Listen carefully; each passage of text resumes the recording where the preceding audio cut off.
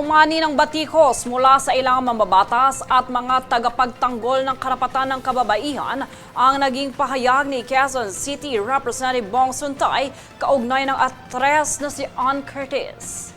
Iginiit ni Gabriela Women's Party List Representative Sara Ilago na hindi katanggap-tanggap ang naturang komento at dapat maglabas ng public apology ang kongresista dahil malinaw umano itong pambabastos at pag-objectify sa kababaihan.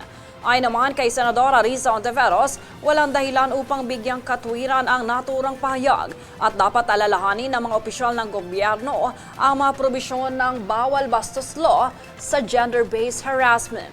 Dagdag pa ng Senadora, lalo na ngayong pinagdiriwang ang Women's Month, mahalagang ipagpatuloy na ipaglaban ang dignidad at respeto sa kababaihan sa lahat ng sektor ng lipunan.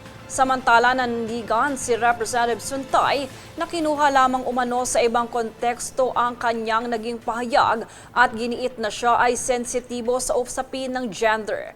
Sa kabila nito, patuloy ang panawagan ng ilang mambabatas at women's group at ni Palace Press Officer Representative Claire Castro para sa pananagutan at mas mataas na antas ng respeto sa kababaihan mula sa mga nasa posisyon ng kapangyarihan.